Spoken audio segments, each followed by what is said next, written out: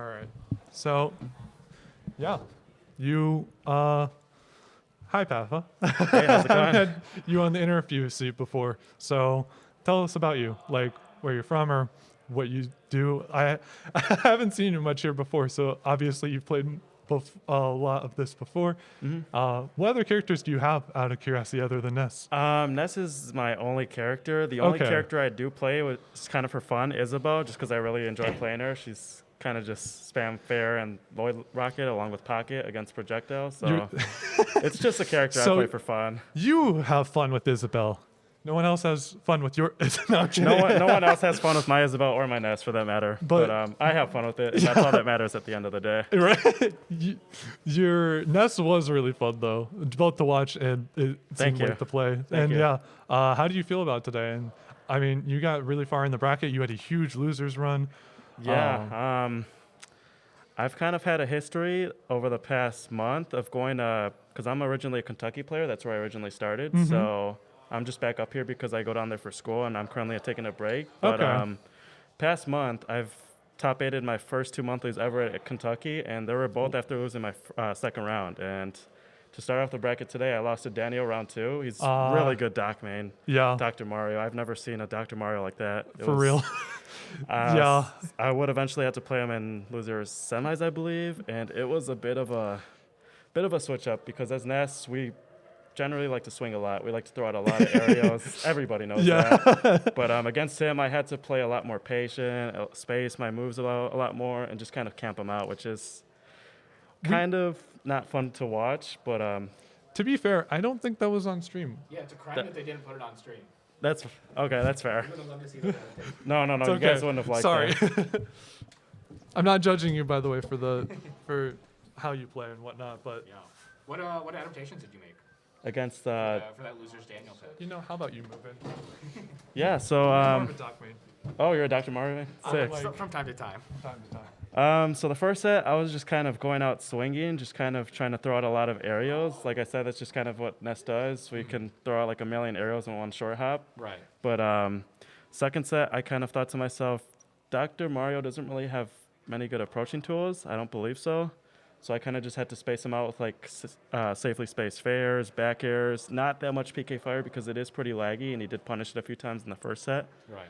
And he did have a habit of trying to shield every time I went up and tried to did an aerial, so I started just tomahawking, and that helped a lot. Nice. But yeah, for the most part, that's what helped me win the set over him. I believe it was 3-1 in the second time around. Was he Doc the whole time? He was Dr. Mario the whole time, yes. He pulled out some Sonic against Mimon when he was losing. I so- saw that. That was a hot set. Oh yeah. Yeah, if that set had gotten recorded, between my capture card and the stream, we would have your entire losers run recorded. For some baffling reason, we're like, we're short on time today, only 2 extra hours. Let's skip the top 4 set. But, yeah, I mean, what? I guess, I don't know. I was going to say, what was the change from winners to losers? But I guess it is basically just that Daniel set. Right. That Daniel set was definitely something. Like I said, over the past month, losers round 2 in Kentucky, I've made hell of a bracket runs. I'm just a losers run bracket demon, man. That's just where I thrive. Right. Nice. Yep. How do you think of, can I move back? Yeah, you're good. How do you feel about Shelter? So that game was really, really good and intense. Like, just the Bayo matchup was, it took a bit for you to, it seemed like it took a bit for you to get used to it. And then he eventually went Palu, and you and it took a bit for you to get used to that again. But you eventually came back from that. And yeah, what did you think of that Shelter set? I thought it was really intense. I've honestly been looking forward to it for a while because my whole Smash career, I've kind of struggled against a really good Kentucky player named Krispy Kreme, and he'd play Bayo against me. And I originally hated the matchup because he would witch time my PK fire, and I would die like at 90%, 100% to like an F smash. But thanks to Fade and another Bayo, I did eventually learn that you can't really be swinging against Bayo. You kind of have to let them approach you because their approach options are pretty terrible. But yeah, I played a lot patient in that set. And then when he switched to Palu, I do have a friend that plays a lot of Palu or used to. So that kind of took a bit of getting used to because I was in my Kentucky days. But obviously I'm back here. But I don't know if you guys heard that crash at the ending of Game 5 of that set, but I did a PK flash to down air, which was a true. That's what led to me popping off. Oh, that was your slam? That was my slam. Yes, Okay. I was really, really happy. Still am. Yeah. To round out the top 3 sets, 3 weeks ago at a Bourbon tournament, you 2-0'd Mimon. What was the difference between that set and this one that went so close?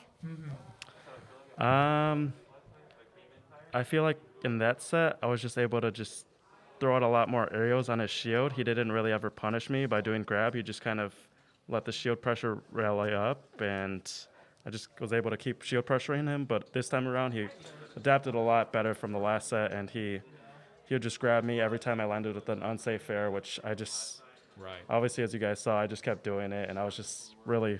We were able to see he was being smart about his out of shield stuff too. He was pretty That's smart something he's about talked it. about struggling with because like Greninja as a character doesn't have a lot out of shield. That's definitely something he improved a lot over the last set. That's what I think made him win that set Yeah. 3-2.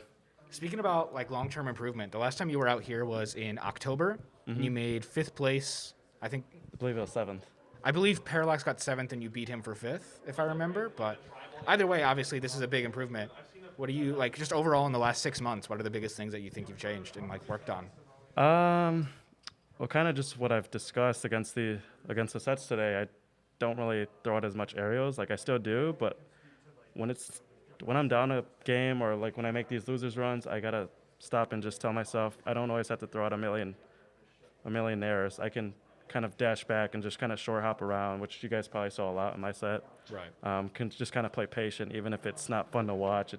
I disagree. You disagree? I disagree. Okay. Good time. Don't worry, dude. You seem like you're hard on yourself for not doing that. And Thank you. it really, like, your patience looked just as good as you're active and you going in. It felt just as good and it was just as fun, especially when you got punishes for being patient, and especially when we got to see like your results from that patience, and like, yeah, we were having fun. And Thank you. I'm glad you guys enjoyed it.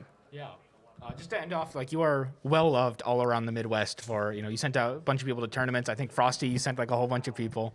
You do giveaways all the time. Is there anything that you're looking forward to that you want to plug that, are sending people out to, or anything you got your eyes on right now?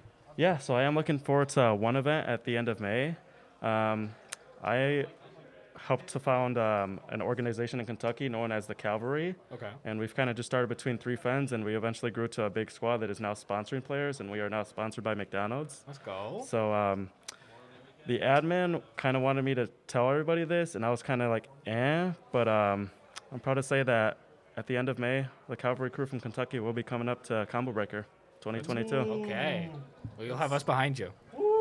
Thank you. Glad to hear that. Yeah. one last thing on your gameplay, your mentality.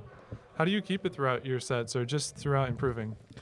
In terms of my mentality, I always try to go in with a learning mind. I am a student of the game. I did only start in 2019, which is my first Smash game ever, Smash Ultimate, so I don't really have as much experience as these guys. So I definitely always want to learn, just learn as much as I can, take in as much as I can, and just be the best player that I can be. Yeah.